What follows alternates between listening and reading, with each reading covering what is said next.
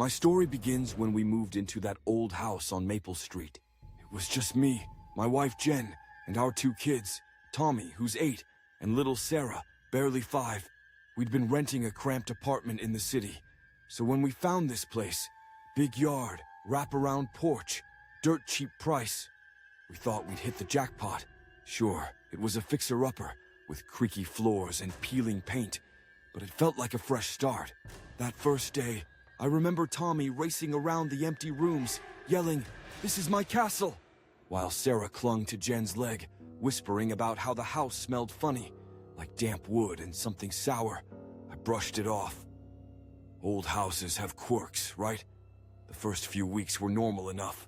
We unpacked, painted the kids' rooms, blue for Tommy, yellow for Sarah, and settled in. I'd come home from work, toss a ball with Tommy in the yard, and Jen would cook dinner while Sarah colored at the kitchen table.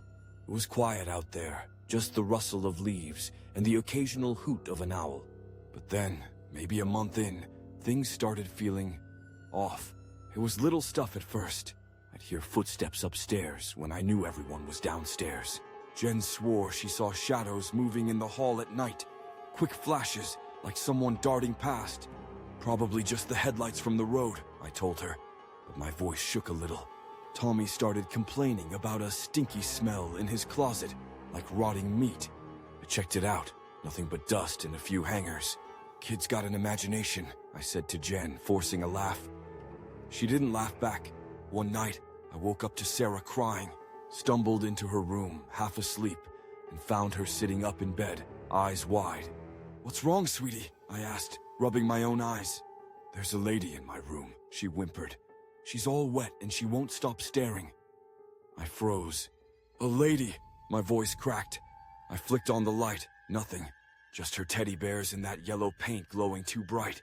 "It was a bad dream, baby," I said, tucking her in. But as I left, I swear I felt a cold draft, like someone brushed past me. My hands were trembling when I crawled back into bed. Jen stirred. "She okay?" she mumbled. "Yeah," I lied. "Just a nightmare." Things got weirder. A week later, Jen screamed from the kitchen. I ran in, heart pounding, and she was pointing at the sink. "The water, it came out black," she stammered. I turned the faucet, clear as day. "You sure?" I asked. She glared at me, her voice shaking. "I'm not crazy, Mike. It smelled like death." That night, Tommy refused to sleep in his room. "The closet's whispering," he said, hugging his pillow. I checked again. Silence. But when I shut the door, I heard it too.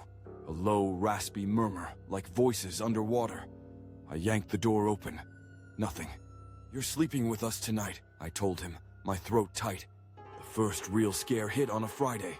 Jen was at the grocery store, and I was home with the kids. We were watching TV in the living room when the power flickered. Tommy groaned. "Not again."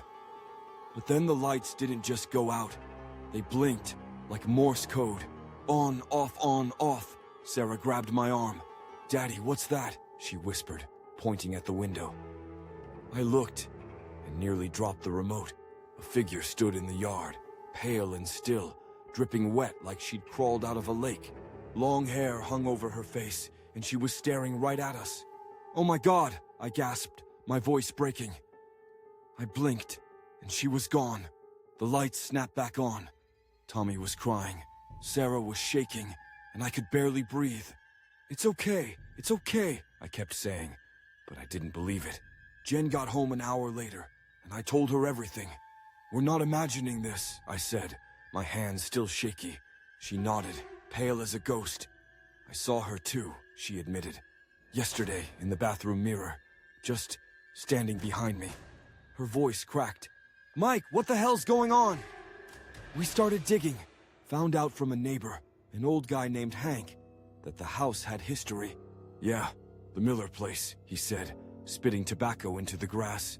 "Woman drowned in the well out back, about 50 years ago. Folks say she never left. Bad luck, that house. American folklore's full of stuff like that. Restless spirits, unfinished business." Jen remembered some superstition her grandma swore by salt keeps evil out. So we sprinkled it along the windowsills, feeling stupid but desperate. It didn't help. 2 nights later, the worst happened. I woke up to Jen shaking me. "Mike, listen," she hissed. A low wail was coming from downstairs, like a woman sobbing, but twisted, guttural. My stomach dropped. We grabbed the kids and locked ourselves in our room, piling furniture against the door. The wailing got louder, closer until it was right outside. Then, scratching, slow, deliberate, like nails on wood. "Oh, Jesus," Jen whispered, clutching Sarah. Tommy buried his face in my chest, sobbing. "Make it stop, Dad." I couldn't. I just held them, my heart hammering, praying it'd go away. The final straw came the next night.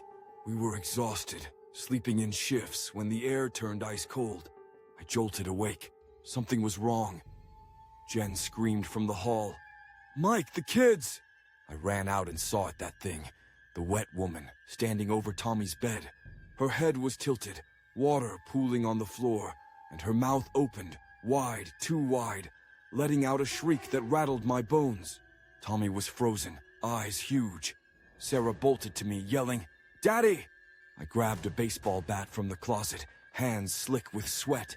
"Get the hell away from my son!" I roared, swinging. The bat passed through her like smoke, but she turned those empty eyes on me. I stumbled back, gasping, "Jen, get them out!"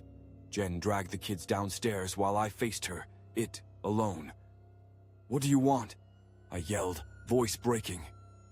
She didn't answer, just drifted closer, that smell hitting me. Rotting flesh, swamp water. I remembered Hank's words, the well. "You're stuck here, aren't you?" I stammered. I'll set you free." I didn't know what I meant, but I ran outside, grabbed a shovel, and started digging where the old well had been capped. The ground was soft, wet, and that wail followed me, piercing my skull. I hit concrete, smashed it open with the shovel, and a gust of dank air rushed out. The wailing stopped. Silence. I turned. She was gone. We moved out the next week. Packed up, left the salt and the memories behind. The kids still talk about it sometimes, their voices small. "Was she mad at us, Dad?" Tommy asked once. "Nobody," I said, hugging him tight. "She was just lost. Jen and I don't sleep much anymore. Every creak, every shadow. I'm back there, smelling that stench, hearing that scream. We're safe now in a new place, but I'll never shake it. Some things don't let go."